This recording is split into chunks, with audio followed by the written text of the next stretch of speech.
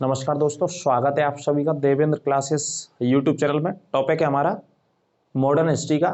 आधुनिक स्वतंत्रता संग्राम के विषय में हम चर्चा करेंगे, बात करेंगे। 1916 है, आपके सामने हेडिंग में दिख रहा है। मॉडर्न हिस्ट्री का टॉपिक है। पूरा टॉपिक पढ़ने के लिए, पूरा सिलेबस जानने के लिए आपको जो इंटरेस्टेड है, पढ़ना चाहते हैं, तो आप प्ले लिस्ट में जाएंगे देवेंद्र क्लासेस यूट्यूब चैनल में। वहाँ आपको सारे टॉपिक्स और सारी क्लासें मिलेंगी, ठीक है। वहाँ से आप देख सकते हैं। तो आज का जो हमारा टॉपिक है, होम रूल के बारे में समझते हैं। होम रूल का मतलब क्या होता है? होम का मतलब गृह होता है, रूल का मतलब शासन करना होता है। अपने अंदर का शासन, स्वयं का शासन है ना। गृह शासन की आवश्यकता थी, तो इस नाम से यह आंदोलन चलाया गया था। होम रूल आंदोलन किसने चलाया? चलाने वाले दो व्यक्ति थे, इसको दो लोग थे। मेल फीमेल हो सकते हैं, मेल मेल हो सकते हैं। सारे लोगों ने मिलकर के आंदोलन चलाया भारत की आजादी के लिए। उसमें महिला भी शामिल थी और पुरुष भी शामिल थे। तो इस आंदोलन को जो नींव रखने वाली थी, इसका विचार देने वाली जो थी, वो एनी बेसेंट थी। लेकिन होम रूल लीग को जो आगे बढ़ाया, स्टार्ट किया, एक श्री गणेश किया, शुभारंभ किया इस आंदोलन का भारत में, वो किया था बाल गंगाधर तिलक ने, ठीक है। या लोकमान्य तिलक उनको कहा जाता है। जेल काट करके आए थे, अंग्रेजों ने उनको जेल में डाल रखा था काफी सालों से, तो जेल काट के आए थे कई वर्षों की, 6 या 5 साल की। उसके बाद भारत में इन्होंने इस नाम से ये आंदोलन शुरू किया। और इस नाम को विचार देने वाले, एक तथ्य रखने वाले लोगों के बीच में इस तरीके का एक विचारधारा देने वाली थी एनी बेसेंट। तो देखिए, समझते हैं, अब नाम से ही समझ रहे हैं आप। ब्रिटिश सरकार से यह आंदोलन था, ये मांग थी हमारे जनमानस की, भारतीय लोगों की, या सभी क्रांतिकारियों की मिलकर के, या जो नेता थे कांग्रेस के सभी की, कि भारत का शासन होना चाहिए। भारत की जनता पर यदि कोई शासन होगा तो किनका होना चाहिए? भारतीय लोगों का होना चाहिए। इसी वजह से यह नाम दिया गया था होम रूल लीग आंदोलन। तो देखिए, सबसे पहले समझ लेंगे आप एनी बेसेंट। एनी बेसेंट ने, इसे और भी बोलते हैं गृह शासन के नाम से भी जाना जाता है, ये भी नाम लिख लेंगे।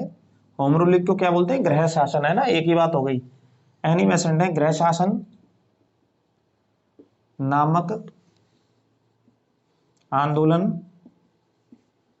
का विचार दिया था। सबसे पहले विचार देने का काम इन्होंने किया, विचार दिया था कि एक इस तरीके का आंदोलन होना चाहिए जिसका नाम होम रूल लीग आंदोलन, ठीक है।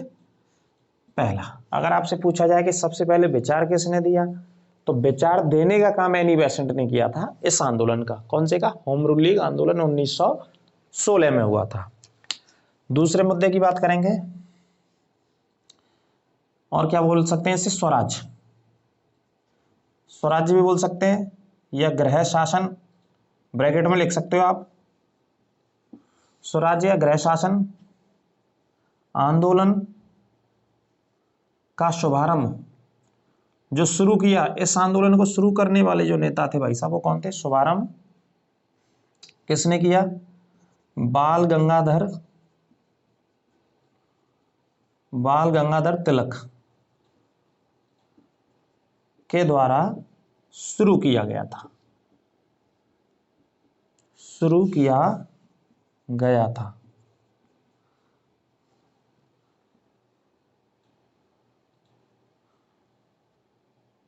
बाल गंगाधर तिलक के द्वारा शुरू किया गया था, ठीक है जी। इस मुद्दे को आप याद रखेंगे। अगला मैं आपको बता देता हूं।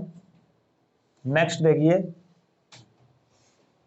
इन्होंने शुरू कर दिया, कब शुरू कर दिया? 1916 में, ठीक है। अप्रैल 1916 में शुरू किया था। तो एक पॉइंट लिख लेंगे, अप्रैल 1916 में,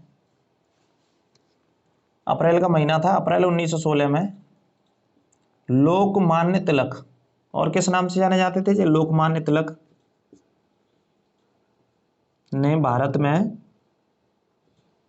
के बहुत सारे शहरों में फैला जे, भारत में होम रूल लीग आंदोलन शुरू कर दिया।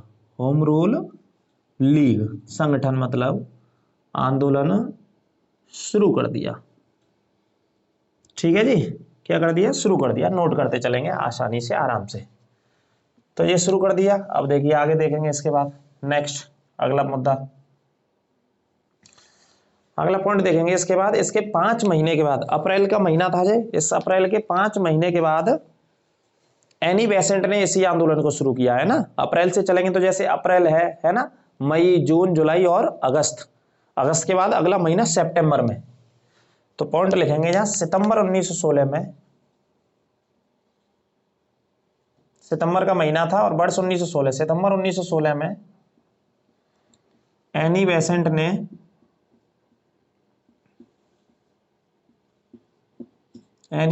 ने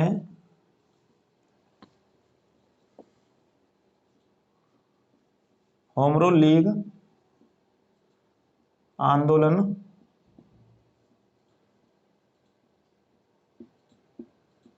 शुरू किया था। होम रूल लीग आंदोलन शुरू किया था, ठीक है। कब कर दिया था इन्होंने? सितंबर 1916 में शुरू कर दिया था। एनी बेसेंट ने होम रूल लीग आंदोलन शुरू किया था सितंबर 1916 में। इसके 5 महीने के बाद, है ना। इस आंदोलन का उद्देश्य था अपने आजादी थी और भारत पे जो शासन करने का काम था वो किसे करना चाहिए? भारतीय लोगों को करना चाहिए, ना कि ब्रिटिश सरकार को करना चाहिए। इसी वजह से इसका नाम दिया था होम रूल लीग आंदोलन 1916। इस आंदोलन का नाम दिया गया था, ठीक है। इस पॉइंट को आप याद रखेंगे। क्या नाम दिया था? होम रूल लीग आंदोलन, ठीक है। इसे सीधा कर देते हैं, ठीक है। आगे देखिए, अगले पॉइंट के मुद्दे की बात करते हैं। अगला मुद्दा है इसमें, जो तिलक थे वो कितने वर्ष की कारावास काट गया? 8 वर्ष की, है ना। 16 जून 1914 को, है ना। ये डेट भी लिख लो, थोड़ा सा याद रख लेना। बाल गंगाधर तिलक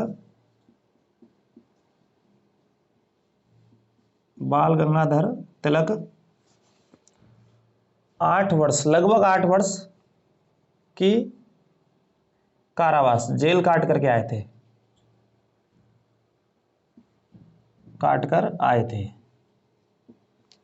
ठीक है। कितने साल की? अंडरलाइन कर लेना इसे।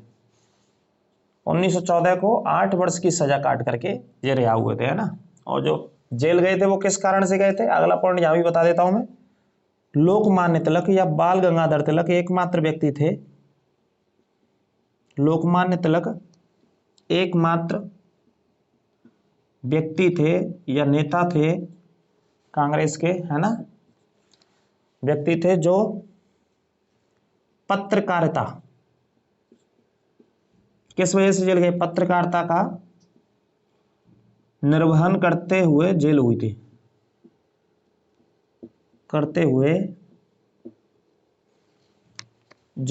उनको, है ना। अंग्रेजों ने जेल में डाल दिया था, पत्रकारिता की वजह से जेल हुई थी, है ना। ये पॉइंट भी याद रखना। ये प्रश्न पूछा जाता है हमेशा, कौन से एकमात्र व्यक्ति थे जिनको पत्रकारिता की वजह से अंग्रेजी सरकार ने कहां डाल दिया था? जेल में डाल दिया था। निर्वाह कर रहे थे, ड्यूटी संभाल रहे थे, ड्यूटी कर रहे थे अपनी। और इनकी एक किताब है बहुत फेमस, उसे भी मैं आपको बता देता हूं। कौन सी किताब लिखी है? लोकमान्य तिलक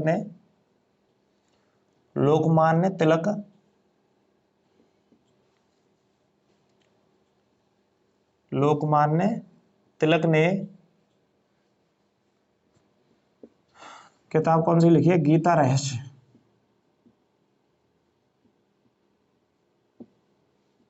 गीता रहस्य नामक पुस्तक को लिखा है। कौन सी पुस्तक को लिखा है? गीता रहस्य नामक पुस्तक को लिखा है, इसे याद रखें। पुस्तक की रचना की है, ठीक है। किसने करी है? लोकमान्य तिलक ने। कौन सी किताब की? गीता रहस्य की, ठीक है। इस पॉइंट को याद रखेंगे। आगे अब देखते हैं, आगे चलिए। अब इसका क्या किया गया? बहुत बड़े स्तर पर प्रचार प्रसार भारत के लोगों के बीच में इस आंदोलन का किया गया। कौन से आंदोलन का? होम रूल लीग आंदोलन का। बहुत सारे लोग इसके सदस्य बने, है ना। बहुत लोगों ने इसमें भाग लिया था इस आंदोलन के दौरान। तो इसका जो मुख्यालय बाल गंगाधर तिलक जी ने बनाया था वो बेलगांव पूना में बनाया था इसका, है ना। तो देखिए अगला पॉइंट, लोकमान्य तिलक ने, नोट करते चलेंगे, क्लास को ज्यादा से ज्यादा शेयर करेंगे लोगों के साथ और लाइक करना ना भूलेंगे, ठीक है। कंजूसी नहीं।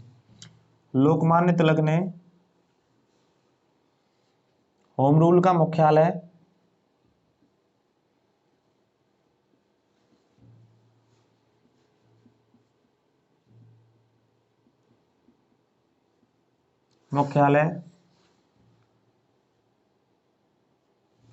होम रूल लीग का मुख्यालय कहाँ पे स्थापित किया?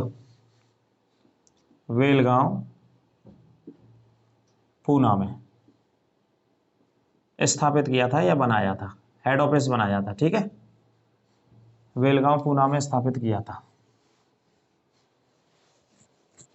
इस पॉइंट को याद रखना। होम रूल लीग का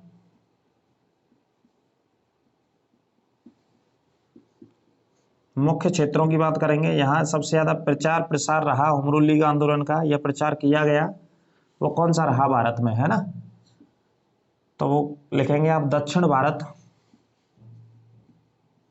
दक्षिण भारत में बहुत सारे प्रसिद्ध स्थान रहे, उनके नाम आप एक बार लिख लेंगे।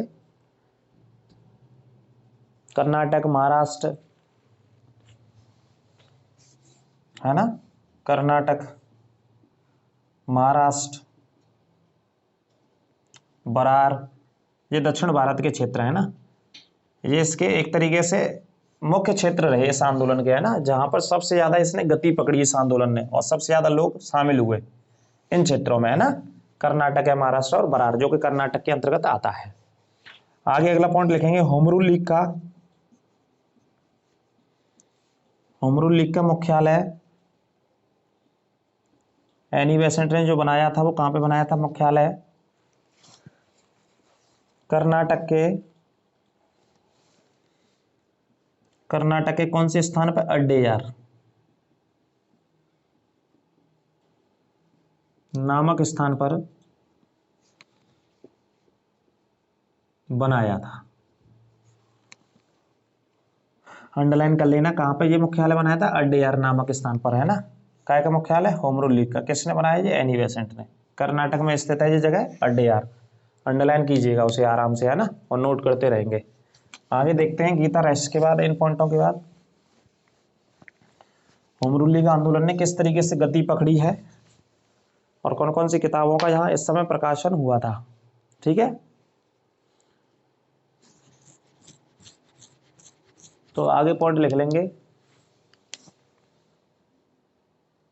लीग की सबसे ज्यादा शाखाएं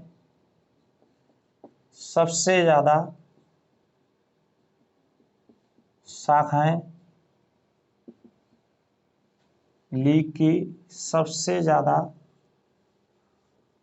शाखाएं मद्रास में स्थापित की गई थी। कहां पर? मद्रास में स्थापित की गई थी, सबसे ज्यादा खोली गई थी। ठीक है, कहां पे स्थापित की गई? मद्रास में स्थापित की गई थी सबसे ज्यादा शाखाएं, है ना। जो अड्डेयार मैंने बताया है, ये मद्रास का ही एक इलाका था। अड्डेयार कहाँ का क्षेत्र था? मद्रास का। यहाँ ब्रैकेट में मद्रास लिखेंगे आप, कर्नाटक की जगह मद्रास, कर्नाटक भी लिख लीजिएगा, मद्रास भी लिखा रहने दीजिए। ठीक है, आगे लिखेंगे तिलक की लीग के प्रथम जो अध्यक्ष थे, जिन्होंने जो अध्यक्ष बनाया, चार्ज जवाब दिया कि आप संभालेंगे इसकी अध्यक्षता। लोकमान्य तिलक की जो लीग के अध्यक्ष थे वो कौन थे? जोसेफ, एक व्यक्ति थे जिनको अध्यक्ष बनाया गया, जोसेफ बपिस्टा नाम के व्यक्ति थे। कौन थे? जोसेफ बपिस्टा थे, जे लोकमान्य तिलक की लीग के अध्यक्ष थे। ठीक है, ये पॉइंट नोट करते रहेंगे। अगले देखते हैं, बंबई, यूपी और गुजरात के ग्रामीण हिस्सों में भी इसकी पहुंच थी। लीग का विस्तार बंबई, उत्तर प्रदेश और गुजरात, गुजरात भी लिख लीजिएगा, यूपी भी और बंबई में। लीग का जो विस्तार था वो कहां कहां पे था? बंबई, उत्तर प्रदेश और गुजरात में हुआ था।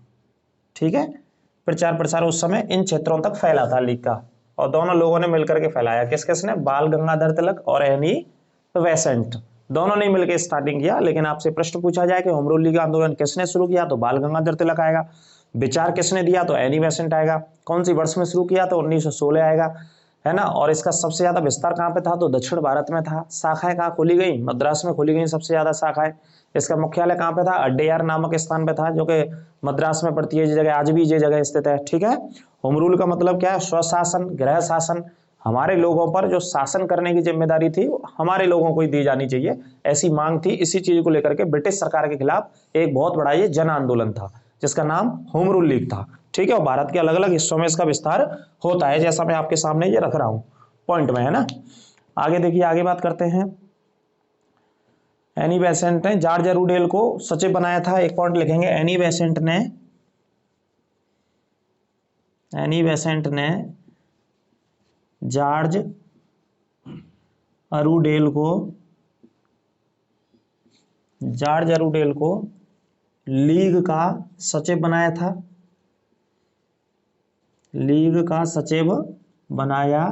था, ठीक है। ये भी अंडरलाइन कर लेना भाई साहब, यहां से बहुत इंपॉर्टेंट मुद्दा है ये आपका। किसे सचिव बनाया? जॉर्ज अरूडेल को सचिव बनाया भाई साहब। किसने सचिव बनाया? एनी बेसेंट ने बनाया था अपना, है ना।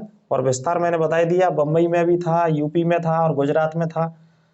पहला अध्यक्ष तिलक ने किससे बनाया? जोसेफ बपेस्टा को बनाया था। सबसे ज्यादा शाखाएं कहाँ पे खोली गई? मद्रास में सबसे ज्यादा इसकी शाखाएं खोली गई थी, ठीक है ना।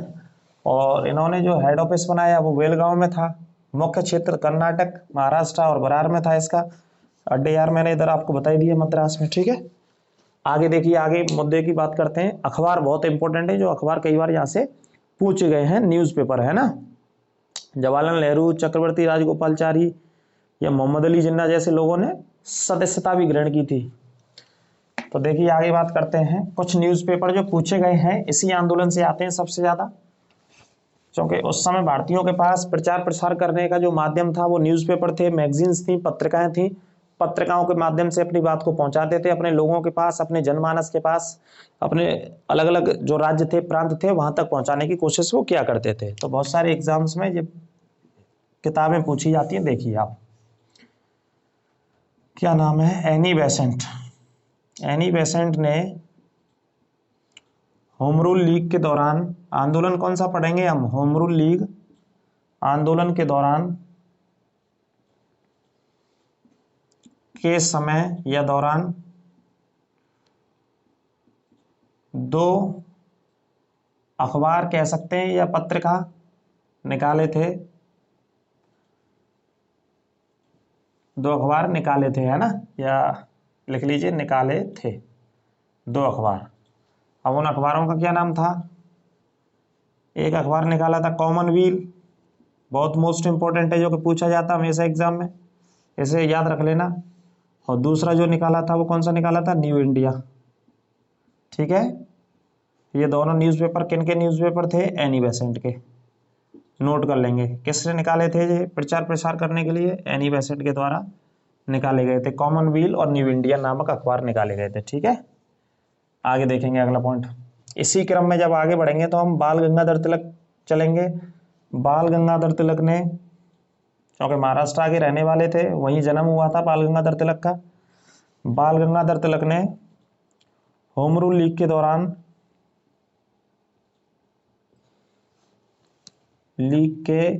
दौरान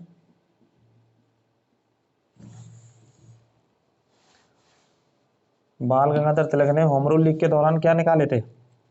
मराठा और केसरी,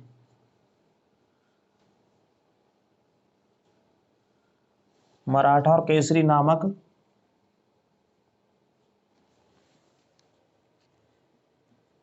अखबार निकाले थे। ये दोनों अखबार बहुत महत्वपूर्ण है, इनको छाप लेना और रट लेना भाई साहब, है ना। और क्लास को भी शेयर कर देना इसी के साथ, और लाइक भी कर देना, ठीक है, क्लास को देखते देखते। तो कॉमनवेल्थ एक और दूसरा न्यू इंडिया हो गया, किसने निकाले? एनी बेसेंट ने, ठीक है। बाल गंगाधर तिलक ने होम रूल लीग आंदोलन के दौरान कौन कौन से अखबार? मराठा निकाला एक बहुत फेमस, और दूसरा केसरी। ये दोनों न्यूज़पेपर्स याद रखना, पत्रिकाएं याद रखना, ठीक है। प्रचार प्रसार किया भारत में एक बहुत बड़े स्तर पर क्या किया? प्रचार प्रसार किया। आगे बात करेंगे इसकी, किस किसने सदस्यता ग्रहण करी। जवाहरलाल नेहरू इसके सदस्य बने थे, बीपी वाडिया इसके सदस्य बने थे, ठीक है। मोहम्मद अली जिन्ना भी इसके सदस्य बने थे इस आंदोलन के। तो आगे लिखेंगे एनी बेसेंट के सहयोगी में बीपी वाडिया एक मजदूर नेता भी शामिल थे, ठीक है। तो लिखेंगे एनी बेसेंट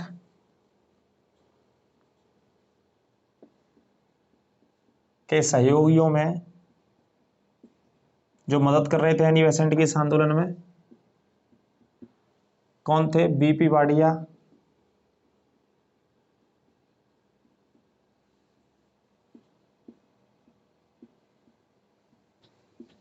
मजदूर नेता थे।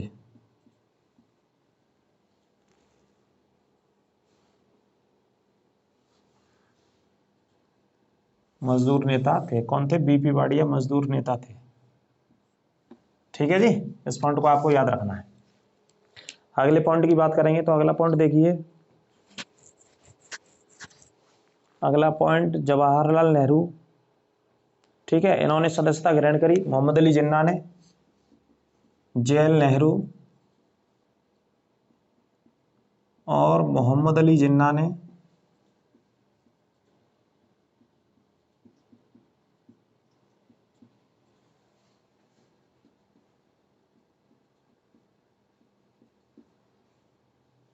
सदस्यता ग्रहण की थी, है ना। ये भी शामिल हुए थे इस आंदोलन में, ये भी शामिल हुए थे। कौन कौन शामिल हुए थे? जवाहरलाल नेहरू और मोहम्मद अली जिन्ना ने भी सदस्यता इसकी ग्रहण की थी। बहुत बड़े स्तर पर यह चला था। ठीक है, एनी बेसेंट, जॉर्ज अरुडेल और बीपी वाडिया को गिरफ्तार कर लिया गया जून 1917 में। जैसे ये आंदोलन आगे बढ़ रहा था तो ब्रिटिश सरकार को चिंता हुई, तो जून 1917 में ब्रिटिश सरकार ने, अंग्रेजों ने या ब्रिटिश सरकार ने या ब्रिटानिया हुकूमत ने क्या किया? गिरफ्तार कर लिया एनी बेसेंट, बीपी वाडिया, जो मैंने अभी नाम लिखा है, मजदूर नेता थे जो एनी बेसेंट के सहयोगी थे। अंडरलाइन कर लेना, इनको गिरफ्तार किया गया जून 1917 के आते आते। 16 में यह आंदोलन शुरू हुआ था। एनी बेसेंट, बीपी वाडिया और तीसरे जो थर्ड व्यक्ति थे जहाँ पे जिन्हें गिरफ्तार किया गया, उनका नाम भी आप नोट कर लेंगे, जॉर्ज अरुडेल। जॉर्ज अरुडेल को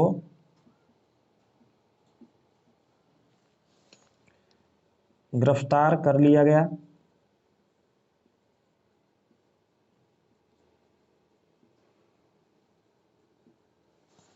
क्या कर लिया गया? गिरफ्तार कर लिया गया। ठीक है, कब? जून 1917 में गिरफ्तार कर लिया था।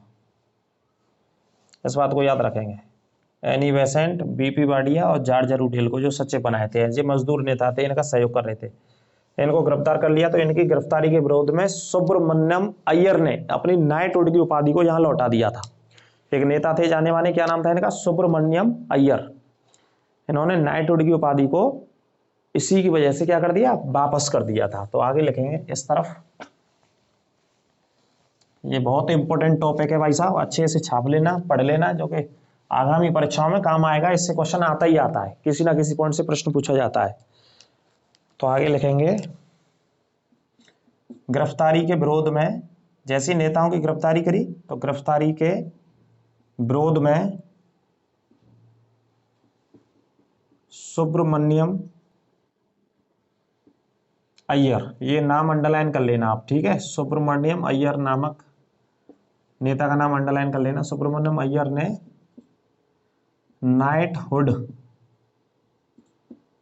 नाइटहुड की उपाधि को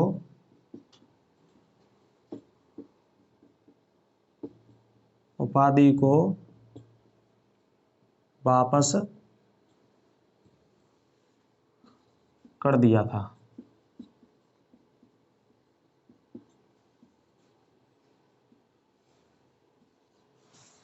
कैसे वापस कर दिया? नाइटहुड की उपाधि को वापस कर दिया था। ठीक है, एक नाइटहुड की उपाधि जलियांवाला बाग हत्याकांड के समय वापस की गई थी, वो रविन्द्रनाथ टैगोर ने वापस करी जलियांवाला बाग के बाद।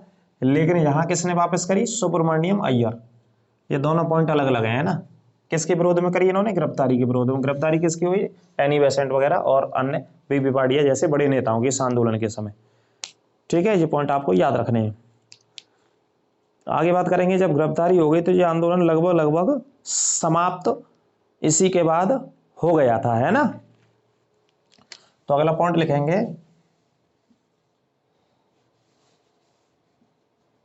एनी बेसेंट की गिरफ्तारी के बाद